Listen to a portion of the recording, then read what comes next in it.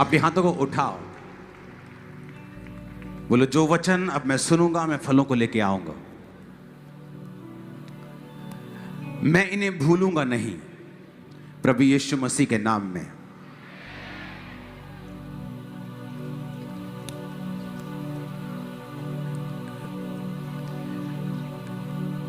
अपने पड़ोसी को बोलो जो कुछ तू सुनेगा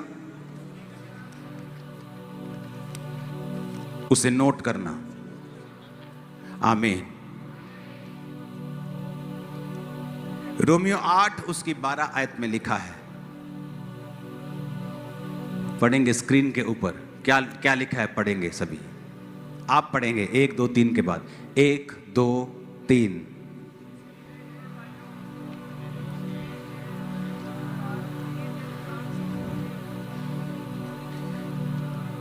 सिर्फ 12 आयत पढ़ेंगे, फिर बोलूंगा 1 2 3 पढ़ेंगे।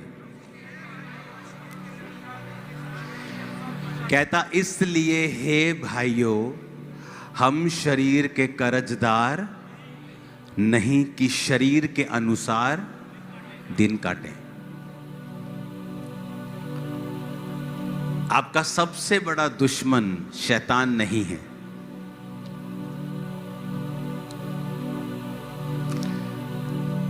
लोग बोलते हैं, एक बार शैतान परमेश्वर के सामने गया, कहता तेरे लोग बहुत खराब है, कहता छींक भी आए, कहता मेरा नाम लगा देते हैं कि शैतान ने कर दिया। कहता मैं तो इन्हों के लागे भी नहीं लगता इन्हों,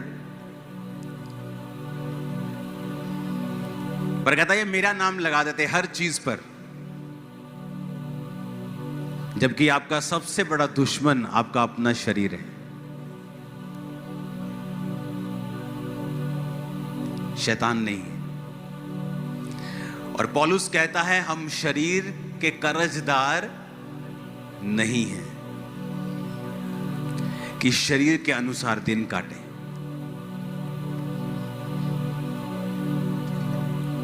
जब ये सेवकाई स्टार्ट हुई, अब ये सेवकाई जब चल रही है,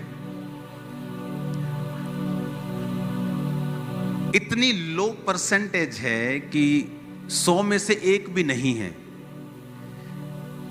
उस तरह का विश्वासी जिस तरह के विश्वासी हम थे।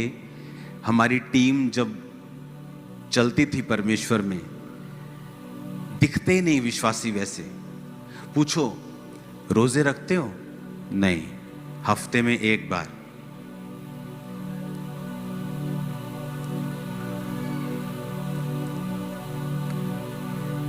और हमारी टीम में ऐसी लड़कियां मौजूद थीं, 22-23 साल की उम्र में शादी हो गई, एक बच्चा हो गया। उसके बाद जब वो प्रभु में बढ़ी तो हस्बैंड शराबी था, नशेड़ी था, छोड़ के चला गया। वो सेवा में चली गई।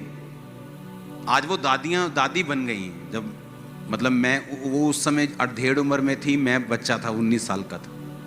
आज वो दादियां बन गई। सारी उम्र बिना शादी के सिर्फ सेवा, हफ्ते में 3 दिन रात के उपवास। और आज आप में से कितनों ने रोजे रखे होंगे मेरी शादी हो जाए?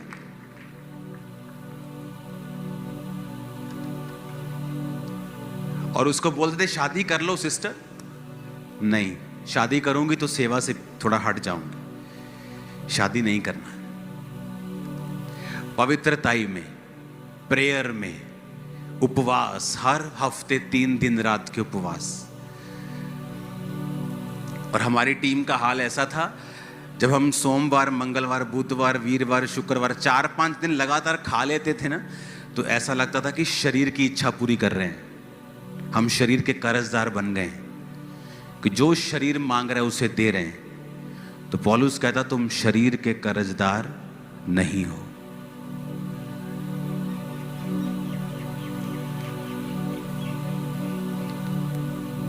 और उसी टीम में लड़कियां होती थी, 40 रोजे रख के प्रार्थना करती थी मेरा हस्बैंड मुझे मिले, प्रभु मेरे हस्बैंड का इंतजाम कर। और उसी टीम में लोग होते थे जो बोलते थे कि हमें परमेश्वर की आत्मा में बढ़ना है, मुझे प्रेयर करनी है, मुझे आत्मा में बढ़ना है, मुझे पवित्रताई में बढ़ना है।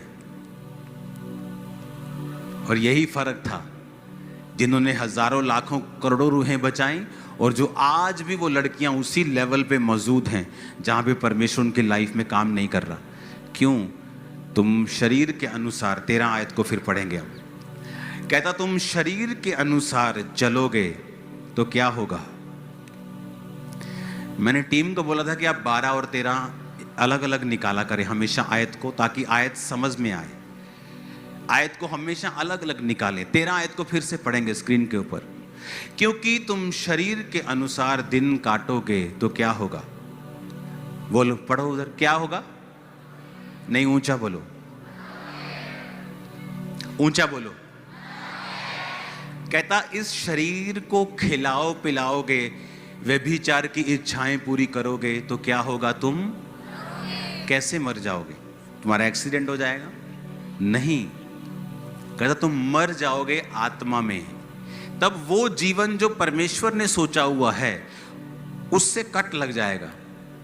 एक परिवार है जो परमेश्वर पर चलने से आपको मिलता है, और एक है जो परमेश्वर में चलने पर आपको, नहीं चलने पर आपको मिलता है।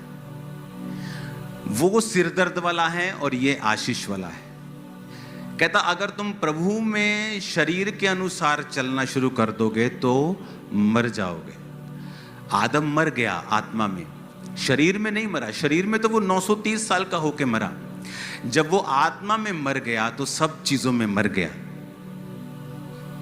तब लोग दुखी रहते हैं, मेरा हस्बैंड, ओ मेरी वाइफ, मेरी फैमिली, मेरा फाइनेंस, कुछ भी मेरे काबू में नहीं है, मैं दुखी हूं, मेरी लाइफ में सेटिस्फेक्शन नहीं है। क्योंकि तुम या तो अपने शरीर को सेटिस्फाइड कर लो, तो या वैसा जीवन पालो जैसा प्रभु देना चाहते हैं।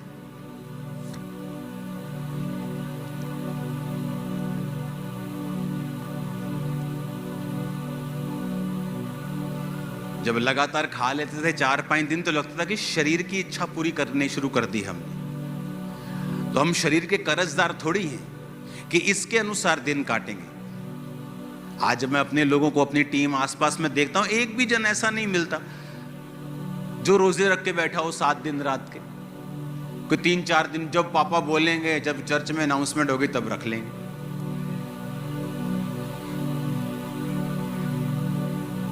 कहता अगर तुम शरीर के अनुसार चलोगे तो मरोगे। अब खुद तो कह रहा है वो तुमको, फाइनेंशियली तुम मरोगे, स्पिरिचुअली तुम मरोगे,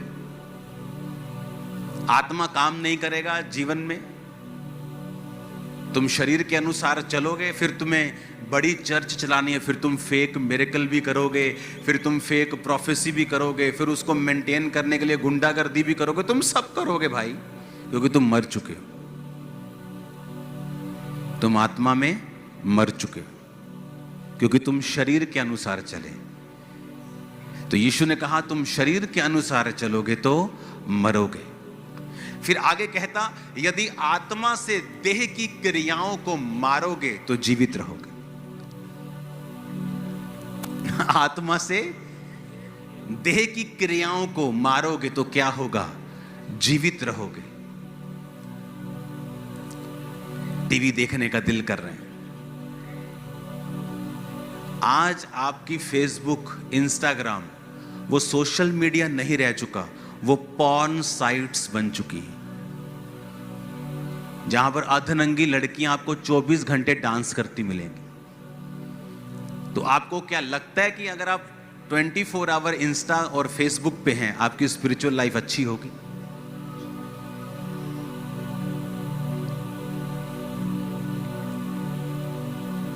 आजकल वेश्याएं एक जगहों पे नहीं मिलती, आजकल वो ऑनलाइन मिल जाती हैं। एक समय होता था वो वहां पे रेड लाइट एरिया है, अभी तो सब रेड लाइट है। फोन खोलो, red light, blue light, pink light सब मिलता है। तो यीशु ने कहा तुम शरीर के कर्जाई नहीं हो। आप बोलते हो कि बहुत मैं कड़ा तेरा कर्जदार हूं, तेरी गल मनना।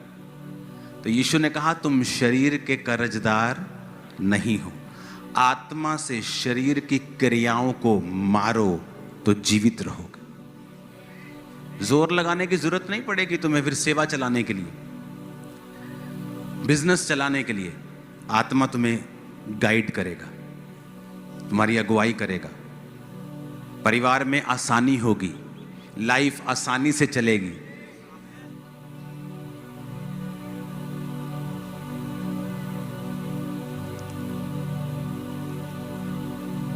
हालेलुया। जहां से मैं निकला हूं फुल टीम रोजे रखती थी, रोज हर हफ्ते 3 दिन रात, दिन रात, दिन रात, 3 खत्म, दिन दिन के शुरू, प्रार्थना सुबह शाम शाम। कहां मिलती कलीसिया अब ऐसी?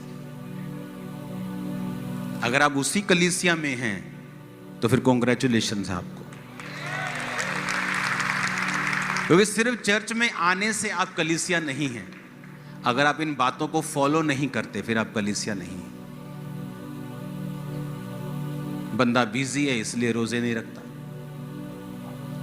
वो बिजी है इसलिए प्रार्थना नहीं करता, और सब कचड़ पचड़ किया हुआ है लाइफ में। क्योंकि पहली चीज जो आपको बनानी है वो है स्पिरिचुअल लाइफ। अगर वो खतरे में है, आपकी पूरी लाइफ खतरे में है। आपने लोगों की स्टोरी सुनी होगी, हमारा काम चल रहा था, बड़ा अच्छा चल रहा था, ऐसा हुआ एक नया लॉ निकला, हम बर्बाद हो गए। कुछ ऐसा घटना हो गई, हम बर्बाद हो गए, क्योंकि आपने अपना घर रेत पर खड़ा किया। घर तो सुंदर है, अच्छा, लेकिन जिस दिन तूफान आएगा उस दिन वो घर बना नहीं रहेगा। एक बंदा बिजनेस में फेल हो गया, पागल हो गया। पागल हो गया तो लेडी कभी जा रही है उसकी वाइफ हॉस्पिटल में लेके, कभी वो सियाना बाबा वो हॉस्पिटल।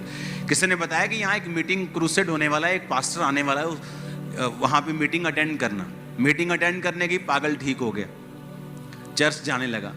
चर्च गया तो पास्टर प्रचार कर रहे थे नमक के ऊपर। उसके दिमाग में आया कि परमेश्वर मुझे नमक का बिजनेस करना है। नमक का बिजनेस कर लिया, गोडाउन बना लिए। जब बड़े बड़े गोडाउन बन गए, वो पास हो गया, बड़ा बड़ा आदमी बन गया। एक दिन उस देश में बाढ़ आई और नमक के सारे गोडाउन खराब कर दी। पास्टर को फिर टेंशन कि अभी तो भाई निकला इस प्रॉब्लम से। भागा भागा गया उसके पास, तो वो गीत गा रहा था, प्रभु का धन्यवाद करूंगा, उसकी संगति में सदा रहूंगा। उसने पूछा क्या हुआ तेरे को, तू सच? उसको लगा शायद सच में पागल हो गया कि अभी गीत गा रहा है, शायद सदमा लगा। कहता पास्टर जी मुझे कोई सदमा नहीं, पहले मेरे जीवन में यीशु नहीं था, अब मेरे जीवन में यीशु। दोबारा वही बिजनेस किया, फिर करोड़ों में पहुंच गया। वही बिजनेस में फिर प्रभु ने बढ़ाया उसे। स्पिरिचुअल लाइफ पहले नंबर पे, फास्टिंग, प्रार्थना। कल फास्टिंग के लिए तैयार हो आप सभी? ये कल आप यहां पे होंगे। सैटरडे और संडे सरमन नहीं होगा, छोटा सा सरमन, और सबको मसा किया जाएगा। आपको मालूम होगा कि जो आत्मा हमने चखा है, टेस्ट किया है, उसका टेस्ट कैसा है। आप तो आराम से बैठ के ताली बजाते हो, और हम तो ऐसा था कि बस मतलब हाथ ही जोर जोर से मार के हाथ दुखते थे, इतना आत्मा में भरते थे जब वर्शिप करते थे। आपको तो वर्शिप करनी भी नहीं आती कि जब आत्मा उतरता तो वो पूरे मन से, पूरे तन से, पूरा भूल जाता कौन मेरे आस पास खड़ा है, कौन बैठे। क्योंकि यीशु ने कहा अगर आत्मा के अनुसार चलोगे तो जियोगे, शरीर के अनुसार चलोगे तो मरोगे। आत्मा से शरीर की क्रियाओं को मारोगे। क्या है शरीर की क्रिया? सिगरेट, कश लगाने का दिल कर रहा है, शरीर की क्या है क्रिया? शराब पीने का दिल कर रहा है, शरीर की क्या है? डांस करने का बॉलीवुड के गाने पे दिल कर रहा है, क्या है शरीर की? किसी ने कुछ कहा दिया, आपको गुस्सा लग गया, आप उसको मारना चाहते हैं, तेरे को मार दूंगा, वो शरीर की क्या है क्रिया? वो आत्मा की क्रिया थोड़ी है, वो शरीर की क्या है? तो शरीर, आत्मा, आत्मिक जीवन से शारीरिक जीवन आने में मिली सेकंड लगता है। एक पल में आप आत्मा में और एक ही पल में आप शरीर में जा सकते हो। तो पौलुस कहता मैं अपने शरीर को मारता, कूटता और वश में लाता हूं। कैसे मारता? मुक्के मारता था वो। कंट्रोल में करना अपने आप को। कंट्रोल में रखना अपने मोबाइल को, अपने बोल को, प्रेयर लाइफ को, फैमिली को।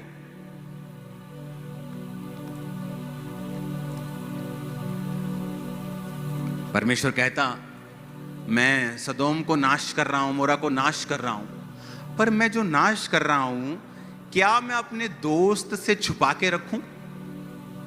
कौन था दोस्त? अब्राहम। परमेश्वर सोच रहा है, देखो, मैं अपने दोस्त से छुपा के रखूं? नहीं, मैं इसको बताता हूं। वो अब्राहम को बताने लगा। अब्राहम सवाल करने लगा, प्रभु अगर वहां 50 धर्मी हूं तो क्या शहर छोड़ देगा? छोड़ दूंगा। अगर 40 निकले, 45 निकले, 30 निकले, 20 निकले, तो परमेश्वर से वो बातें करने लगा। परमेश्वर कहता, ये मेरा दोस्त है। पता है क्यों?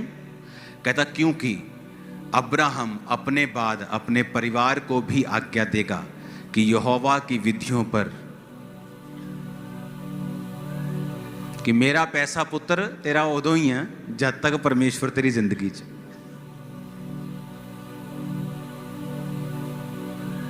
Strong decision. आज आपकी बेटी व्यभिचार में हो, बेटा व्यभिचार में ना, मैं तो नहीं अपने बच्चों को फोर्स करता है, ये जिथे जाना चाहते हैं उत्थे जा सकते हैं। तुम्हारे बच्चे, यीशु ने कहा, अगर तुम छड़ी नहीं चलाओगे तो तुम बुरे पेरेंट्स हो, तुम बुरे माता पिता हो। अब्राहम कहता, तुम्हारी ऐसी की तैसी न्याणे हो, आप परमेश्वर है यहोवा, इस तो इलावा जे इधर उधर देखिया तो कंगाल कर देना तुम। समझ आए? स्ट्रॉन्ग डिसीजन परमेश्वर के लिए। अगर आप खड़े रहेंगे तो प्रभु आपके साथ खड़ा रहेगा। आप प्रभु के वचन के साथ नहीं खड़े रहे, आपने किसी चीज पे स्टैंड नहीं लिया। आपकी बच्ची बिगड़ती रही, मम्मी सोचती रही नहीं घर च कलेश होगा। वो कब छोटा सांप उत्पत्ति वाला प्रकाशित वाक्य में अजगर बन गया, पता ही नहीं चला। वो छोटा सा पाप कब आपकी बेटी के अंदर ऐसे बड़े गुनाह पैदा कर देगा कि वो कभी अपनी मैरिड लाइफ में सेट नहीं हो पाएगी, अपनी लाइफ में कभी सेट नहीं हो पाएगी, क्योंकि उसकी मां ने उसको रोका नहीं। कहता, शरीर के अनुसार चलोगे तो मरोगे। तुम्हारे दिल में कोई घुस नहीं सकता। तुम आंखों से देख रहे हो, व्यभिचार कर रहे हो, शरीर की क्रिया है। कहता, इससे तुम्हारा जीवन में मौत एंटर करेगी। फिर तुम लाख कोशिश करोगे तुम्हारा बिजनेस जीवित हो, कमेटियों पे कमेटियां उठाओगे और सब बीच में आएंगे और मर जाएंगे। हालेलुया। क्योंकि अगर तुम्हारे अंदर जीवित है तो सब मुर्दा चीजें आएंगी और जीवित हो जाती हैं। अगर मरा हुआ है तो सब जो जीवित भी आते हैं वो भी मर जाते हैं। तब वो कमेटियां काम नहीं आती, वो काउंसलिंग काम नहीं आती, वो रिश्तेदारों की गई हेल्प काम नहीं आती, क्योंकि जीसस ने कहा, अगर शरीर के अनुसार चलोगे तो मरोगे। और वो ये कह रहा है, कहता, तुम शरीर के कर्जदार थोड़ी हो, तुम शरीर के कर्जदार थोड़ी हो कि तुम शरीर के अनुसार दिन काटोगे। तुम्हें अच्छा लग रहा है क्योंकि वो लड़की के अंग तुम्हें नजर आ रहे हैं, तुम शरीर के अनुसार दिन काट रहे हो। फिर मौत का भी इंतजार करना, क्योंकि जो तुम्हें परमेश्वर तुम्हारी लाइफ में करना चाहता है वो कभी नहीं होगा। उस पोजीशन पे तुम स्टक हो जाओगे। अपने पड़ोसी को बोलो, शरीर के अनुसार चलोगे तो मरोगे,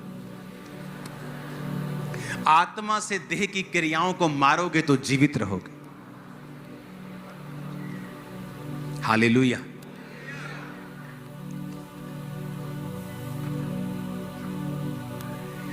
कैसे पॉसिबल है? वही शरीर हमारे हैं, वही आपके हैं, वही पौलुस के थे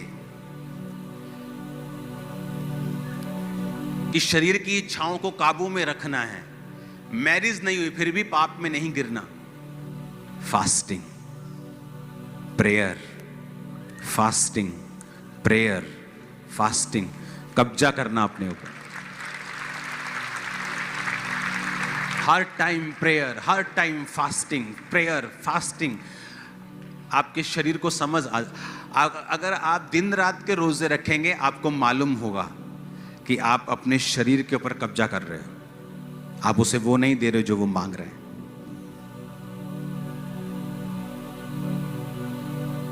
उनका शरीर हावी होता है जो फास्टिंग नहीं करते और प्रेयर नहीं करते।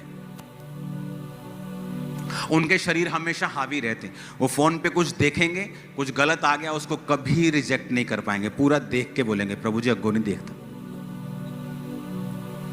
फिर अगली रील, फिर कहेंगे प्रभु जी चलो आज अग्गो नहीं देखता। फिर तीजी, प्रभु जी अग्गो नहीं देखता। प्रभु कहता कोई नहीं गिनी जा तू, मैंने 10 दी जो हो गई है तेरिया 500-700।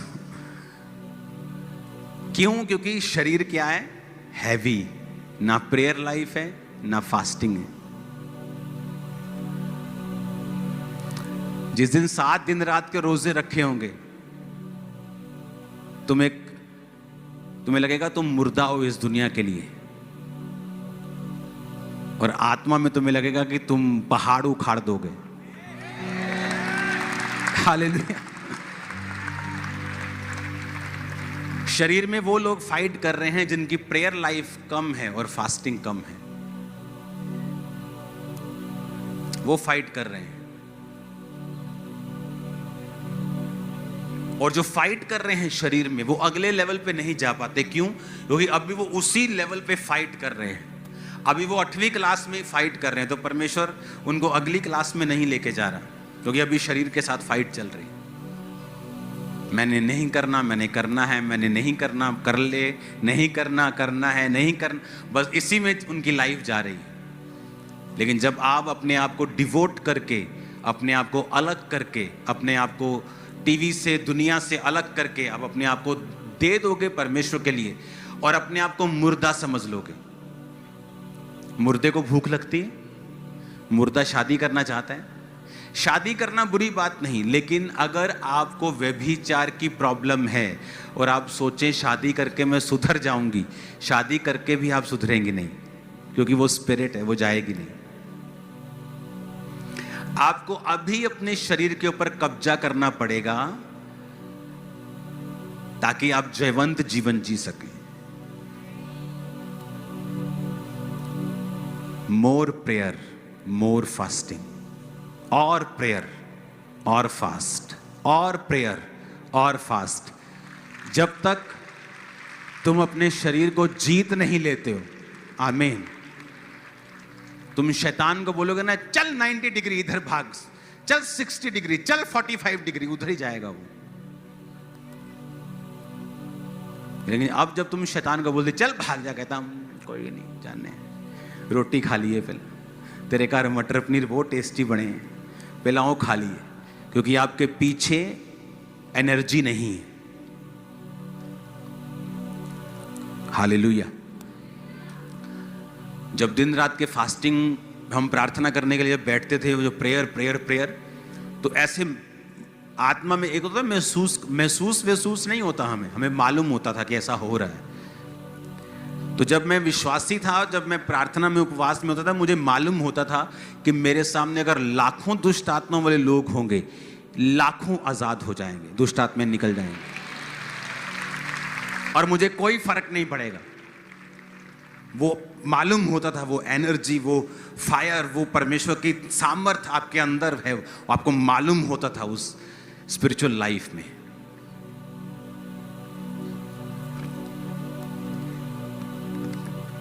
पता नहीं लोगों को कैसे टाइम मिल जाता है। चर्च खत्म होने के बाद खाना खाते वक्त आप 15 लोग बैठ के चुगलियां कर रहे हैं, ही हु हा हा हु। मेरी लाइफ कभी ऐसी नहीं थी। जब तक ऐसी थी मेरी लाइफ खाली रही, मसा नहीं था।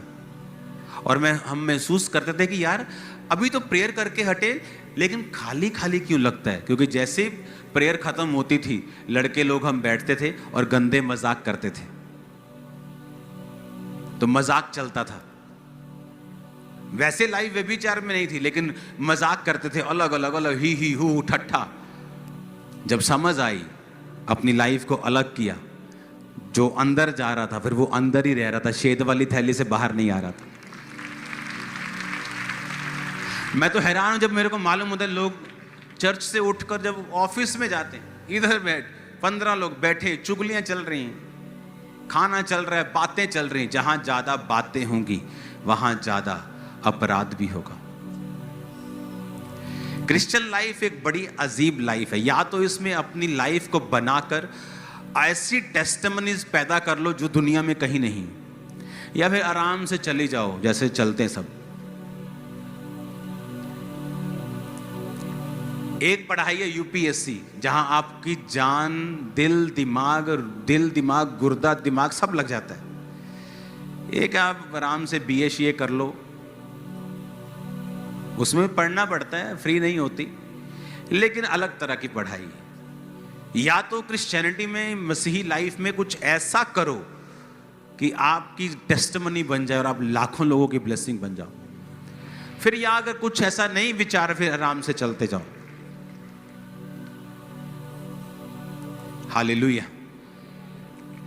मुझे शुरू से मालूम था इस मिनिस्ट्री की शुरुआत से कि मुझे क्या करना है, मुझे कहां जोर लगाना है, मेरा फोकस क्या है, मेरा टारगेट क्या है।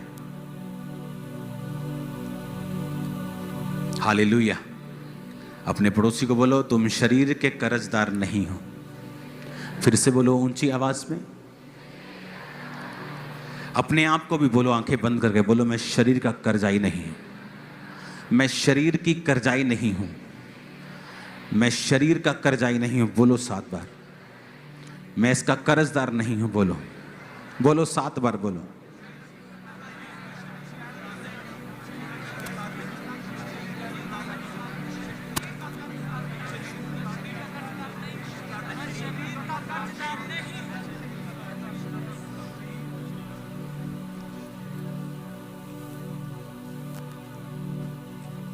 हालेलुया।